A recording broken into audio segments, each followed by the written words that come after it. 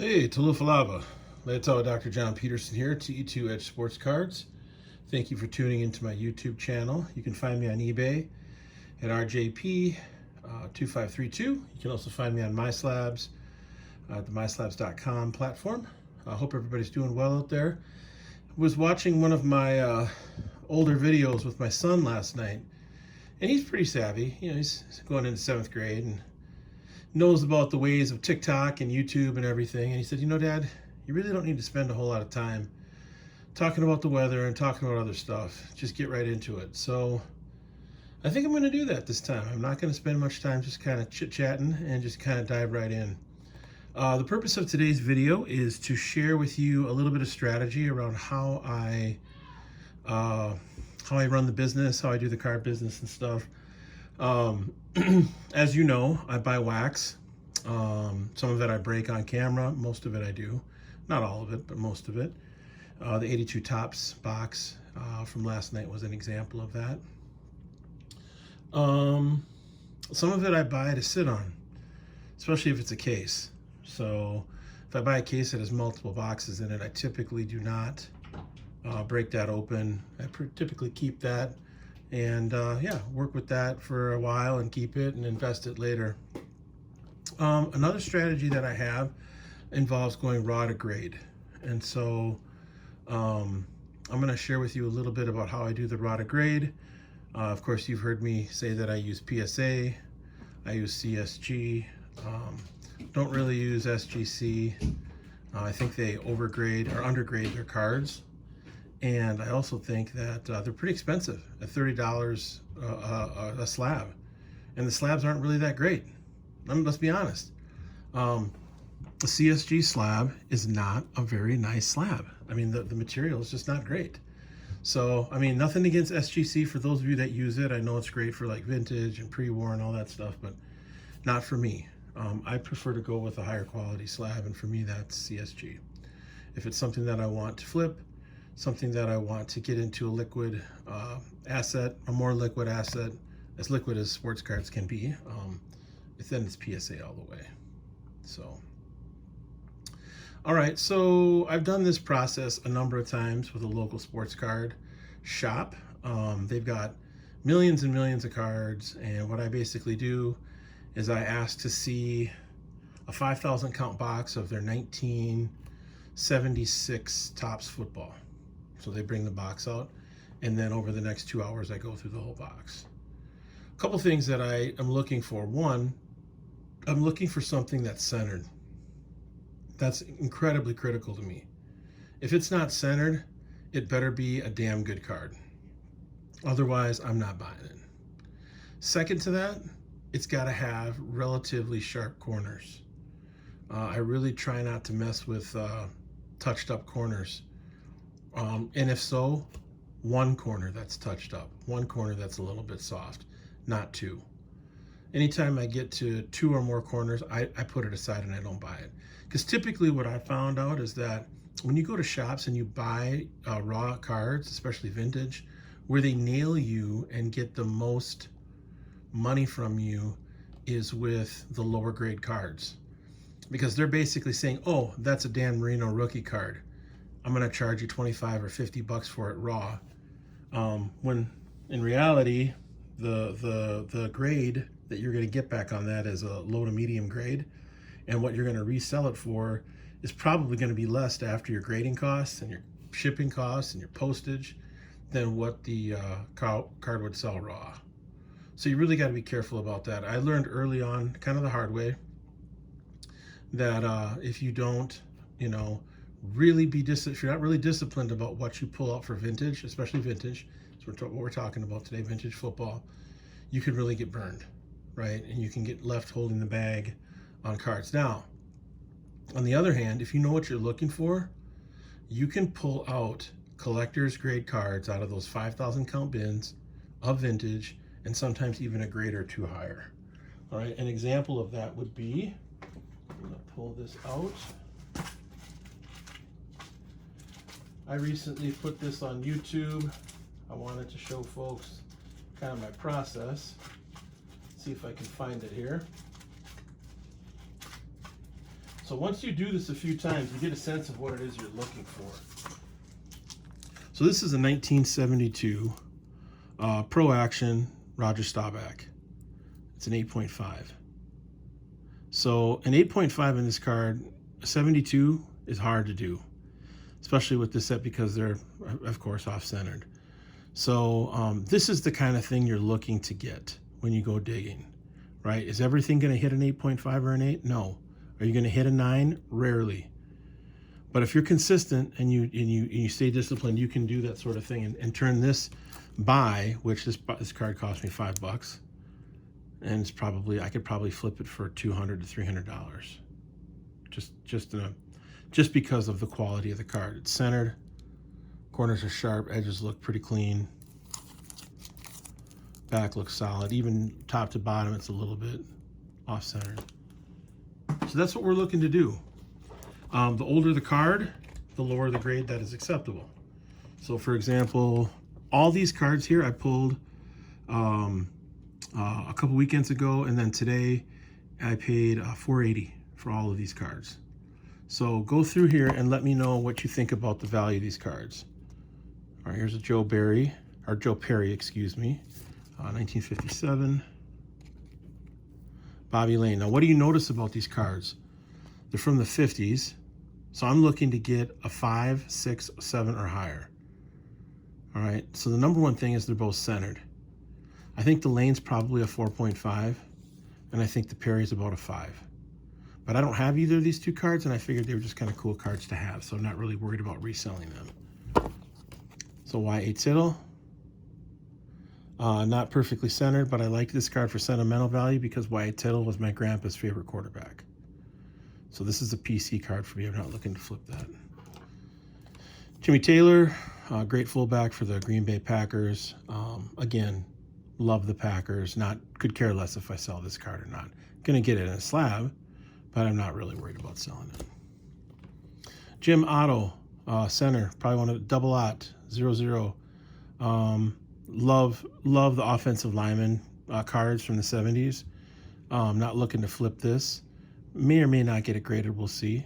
Probably, this is a 6, 5.5. So probably wouldn't get my grading feedback on that, so probably won't get it graded. Deacon Jones.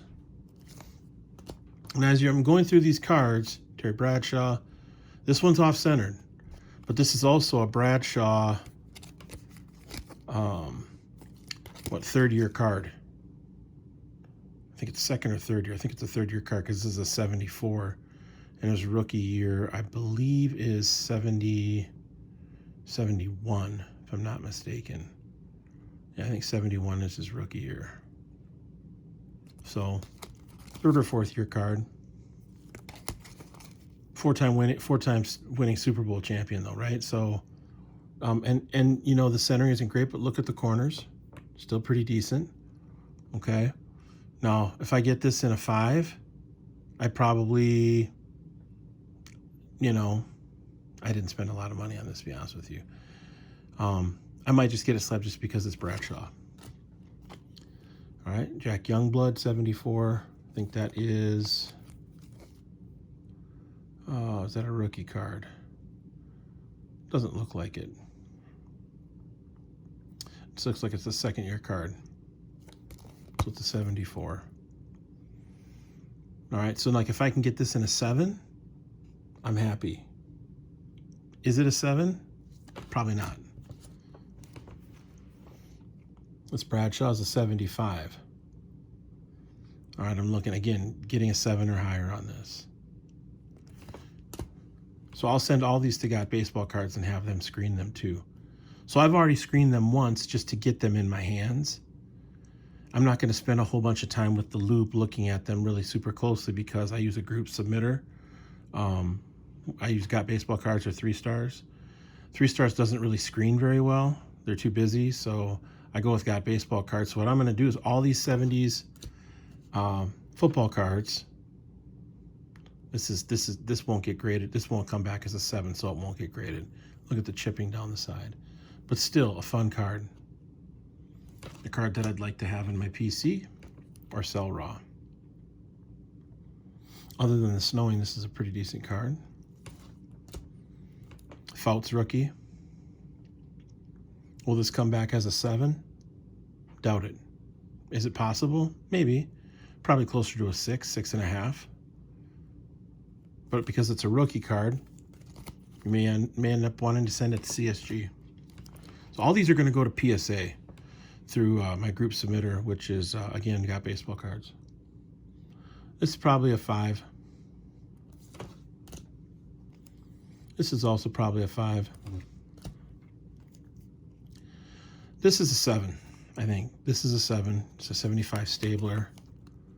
Been in the league for a while. This is probably a 6-year card. Cool card, though. So I'm hoping this one comes back as a card that'll get graded. The Franco Harris. Looks pretty decent. Bubba Smith.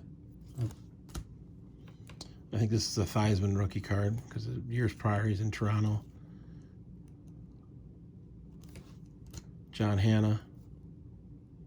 So as we're going through these cards, ask yourself, all right, first of all, is the raw value of the cards $480? Did Dr. John pull out $480 worth of value out of those 5,000 count boxes he was going through over the last couple weekends? And if the answer to that is yes, or there's more value in raw, then I've got the first win. Dick Anderson, he was incredible safety back in the day. It's a sharp card right here. This could come I think this could come in as an 8. Would I take this as an 8? You bet I would. You bet I would, because there are very few people that have Dick Anderson's in a PSA or a CSG 8 of a 75 card. Very few people with 75 cards, 1975 tops, football or baseball in 8s. Gene Upshaw. Blitnikoff. Now notice, a lot of Raiders and a lot of Steelers, because they were two of the better teams, and Cowboys. They were the teams of the decade, Steelers, Raiders, Cowboys. So I focus on players from those teams. Harold Carmichael, I just like that card. Plus it's in good shape. So that's the first stack.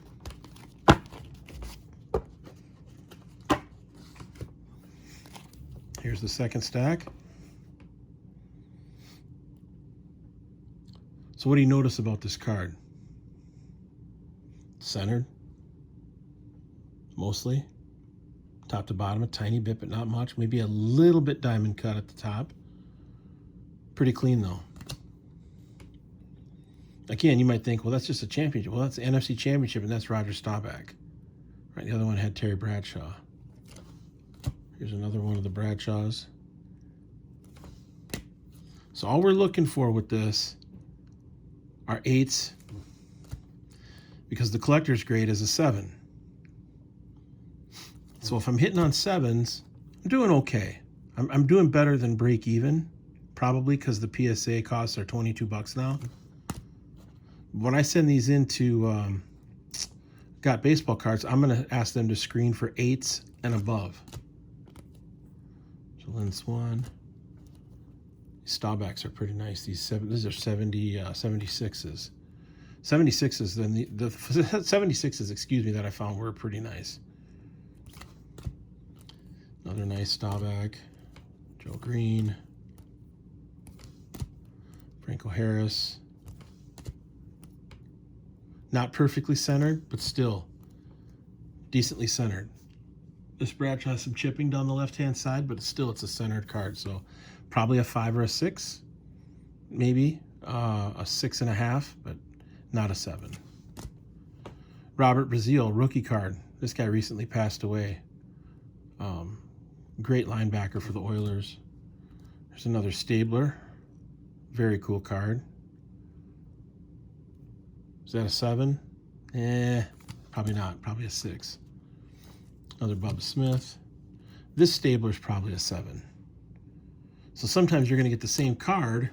One gets graded in PSA, one does not. Gene Upshaw. Great tackle. Jack Tatum. Randy Gradishar. Rookie cards. Right? So there are some Broncos fans out there that know who Randy Gradishar was. He's a hell of a player. I mean, he came into the league with already really, really good, and had a great career. Not a really long career, but a great career. And I think he's in the Hall of Fame if I'm not mistaken. So, yeah, these come back as 8s. I can put those on eBay, maybe put them up at a show. Somebody will buy them. Randy White, Jake Scott, safety for the Dolphins. There's a John Hanna second-year card. There's O.J. Simpson. He's a running back of the 70s, of the decade. Best running back of the 1970s is O.J. Simpson. Some people would say Franco Harris. I disagree. Franco played on a better team, but the Juice was a better runner all around. These are some, what are these called? Wonder Bread cards. So I came across these. Now, I didn't even know what the value of these cards were. I got all of the Wonder cards for a grand total of $20. So I got all these cards for $20. So what do you notice about these cards as I go through these? The card stock is nice. These cards are in nice shape. They look like they've barely been touched. So you pull out a couple Gem Mint 10s out of these, these are food cards. I don't know a ton about these cards, but just look how centered they are. The print quality is fantastic. There's a Franco Harris. So this comes back as a 10. It's a 1976 card of Franco Harris as a 10. That's pretty rare. You're not going to see a lot of that. So I picked out all of the centered ones. There's a Ray Guy card. God, that's a great card. Look at that. I don't even know who Ken Riley is. I've heard of Cliff Harris and Emmett Thomas, but anyway, I'm hoping to get 9s. So what I plan to do is this is going to be its own submission. I'm just going to do a submission for just these cards. And because the value of these cards probably isn't as high as some of the other Topps cards, I'm going to say I want to see 9s and above. And if you don't think it's a 9 got baseball cards, then reject it. Okay, so you following me? Back to the Topps football. So this card, look at this card. This is a 78. It's a Peyton. What do you notice about it? It's centered pretty damn well. I mean, the centering on that is not easy to do. Corners look pretty good. How's the back look? Other than that little spot right there. I mean, if this comes back as, I don't even know what this card's worth. I didn't even look it up. But this comes back as an 8, 8.5 or higher. You're talking some decent money. And I probably paid $5 at the most for this card. I mean, how many cards are here? And I paid $480 for all of them. All right. So there's a Bradshaw. I saw probably 7 of these O.J. Simpson cards, but I only pulled the one that I thought was the best. And in the case of this card, it was the centering. Again, there were a bunch of these Joe Greens. I only pulled out 1 or 2 that I thought were the absolute best. How many did I pull out? I had, looks like I had 3.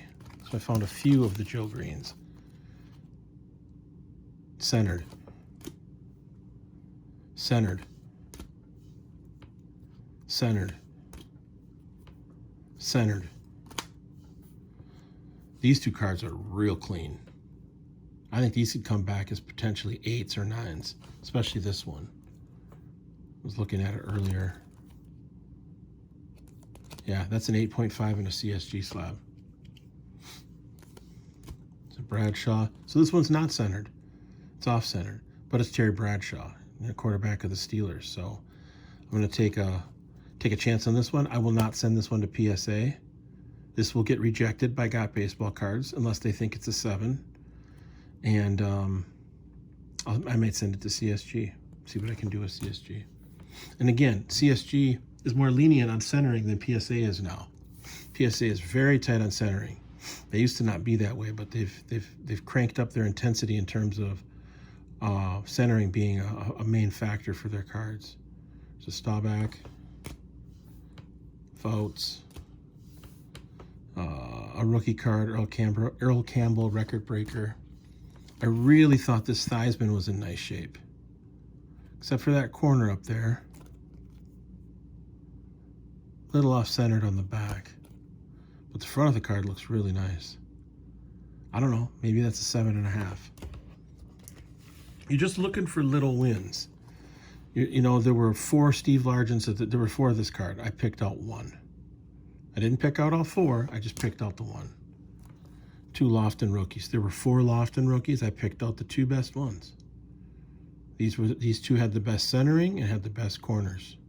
But first and foremost, the best centering. 1980 Bradshaw. There were a bunch of 80 tops, but not very many of them were in very good shape. 81 Gastineau. 81 Bradshaw. Here's an LT. Now you recall I pulled one of these last night.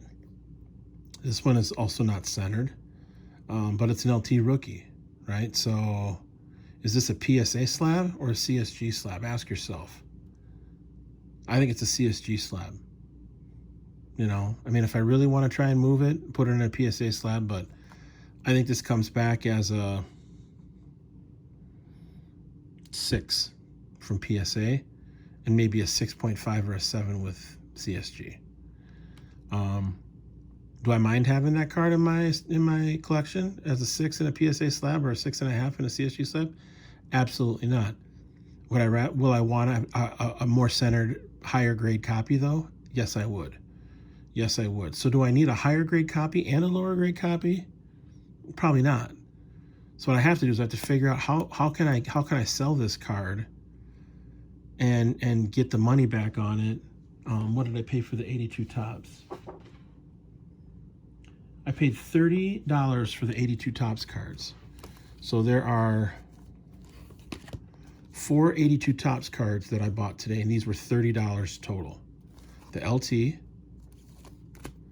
the Montana, which is centered better than the Taylor. This Peyton, which I think is really centered well. I don't know if it's as nice as the one I pulled last night, but it's not far off. And then this In Action. I got 2 of these last night, but they were off-center. And then I got this Kramer too, because he's a Viking.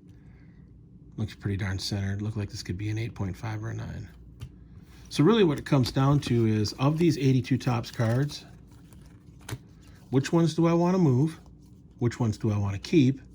Which ones are long-term play? Which ones are short-term? And then which ones have the greatest chance to be resold and make my money back? You know, because really, if you break it down, 5, 10, 15, 20, 25, I paid about $5, $6, $7 for each of these cards. So if I get this graded by PSA, I'm in for about $30. All right, so in order for me to make money off of this card, I have to be able to get it graded and be able to resell it for at least $35, because the shipping is going to be at least $5. Right? So I can't put just like $35 on this, because if I put it on eBay, they take 13% or 14%. So you've got to think about it in those terms, right? So this has got to be, I got to go online and I got to look and see, what does this resell as a 6 in a PSA slab? What does it resell as a 7? What does it resell as an 8? And I'm going to submit these, and I'm going to say, because these are 80s cards now. These aren't 70s cards. All right, the collector's grade is now gone from 7 to 8. So I need to get 8s in these, right? I'm not going to get an 8 in this, so I'm probably going to put it in a CSG slab. Unless an 8 comes in with, you know, $75 or something like that in a PSA slab. Then I can make $50 on it. So these are all sorts of things you got to think about when you're doing this. A few more cards. Got this Elway.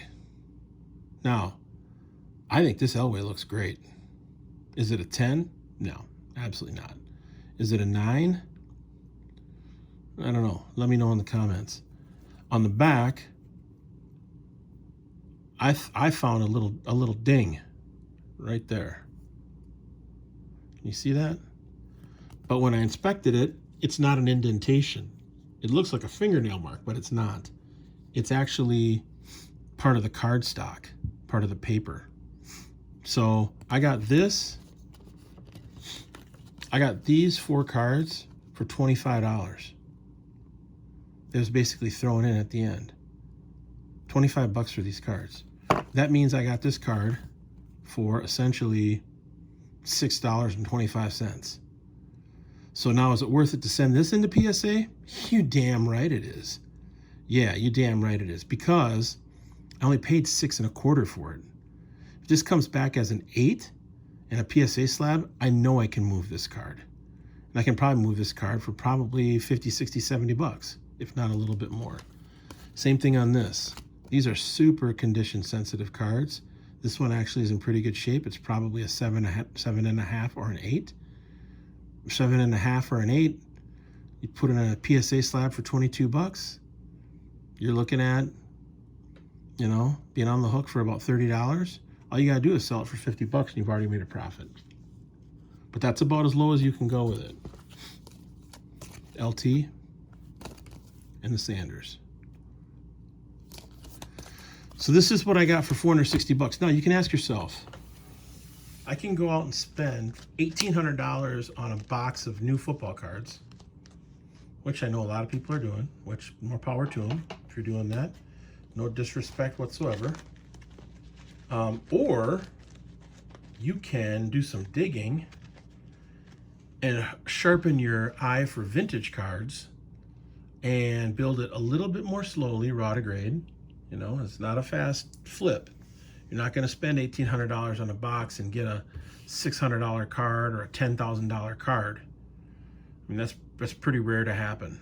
I've never pulled a card of that high a value yet. Although I do have some PSA Topps basketball from the 70s coming back, and there's a Moses Malone rookie card in there. If that comes back as a 9, hey, that's incredible. Even as an 8.5. All right, so you're not going to get really super big wins going raw to grade with vintage. But I'm going to tell you what, not a lot of people have these cards in a collector's grade or higher in a slab. They might have some raw, right? But they don't have the quantity. And really, for me, when it comes to vintage, it's not only a quality game, it's a quantity game.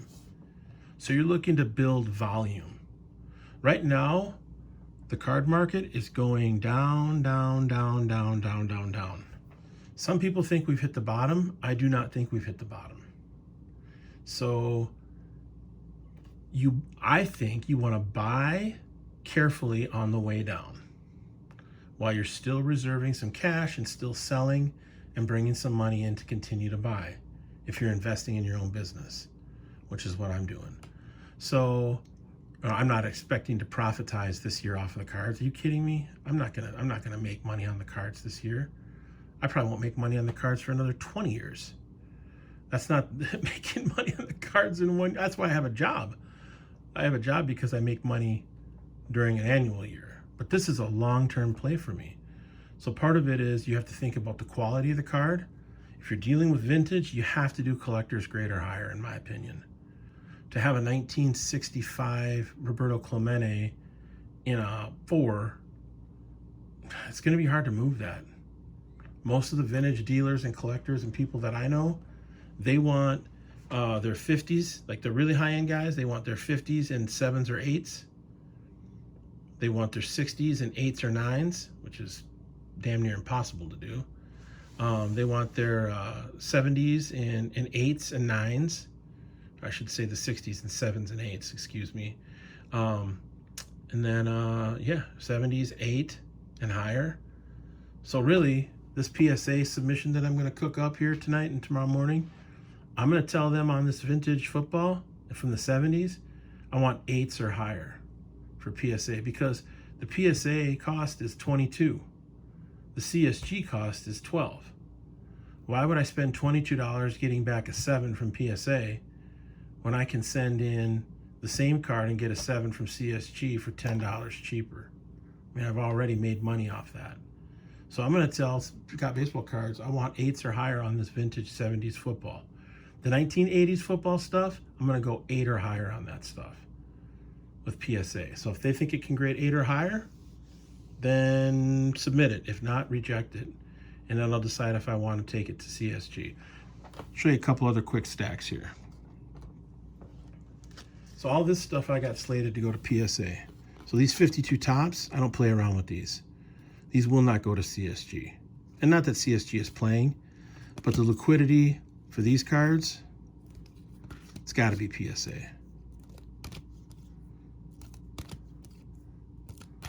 This is a fantastic card.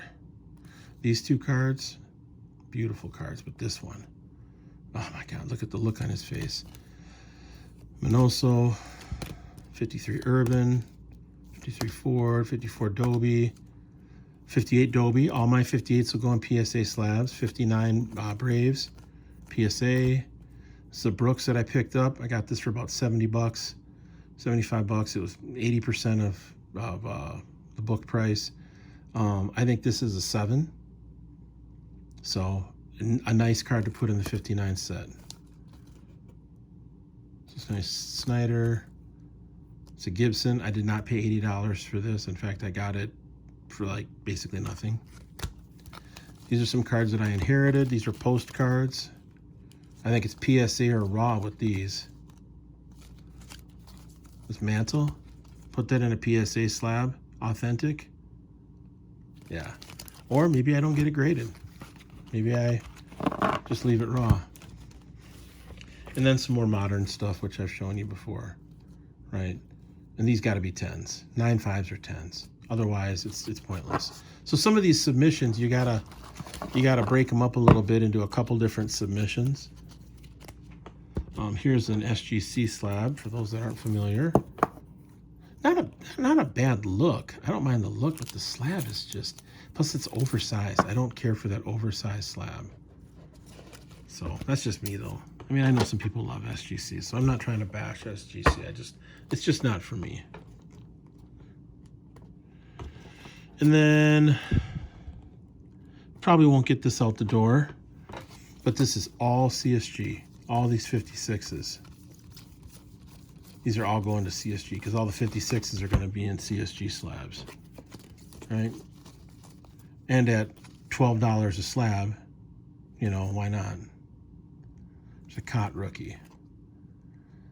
I'd like a better centered Cot one for PC, so I'm going to put this in a CSG slab. Maybe I'll put it in a PSA slab. We'll see. But it's a 60 tops, so I mean, kind of want to put it in CSG because I've got all my 60s tops in CSG. And if it doesn't sell, I keep it. So Whitey Ford, that's a nice one. These are the ones that I cracked on camera a couple videos ago. These were pristine 10s. These 4 cards were all pristine 10s. So I'm looking to get perfect 10 on at least one of them, if not more. And then we have some of the 82 Tops football that I picked up last night out of that box, including the lot that was on the back of the cello box. So, yeah. And I don't know if I'll send all those in to PSA, but I'll definitely send a couple in. All right, that's all I got for right now. I think we're going to learn a lot in the next week for folks that end up going to the National. Content creators are not going to, pull any punches about what they find. Hopefully it's good. Hopefully there's good health in the hobby. I'm not a doomsday person, but I do think people need to be realistic about where we're at. I think that a bigger dip is coming. So don't panic, but people are going to panic.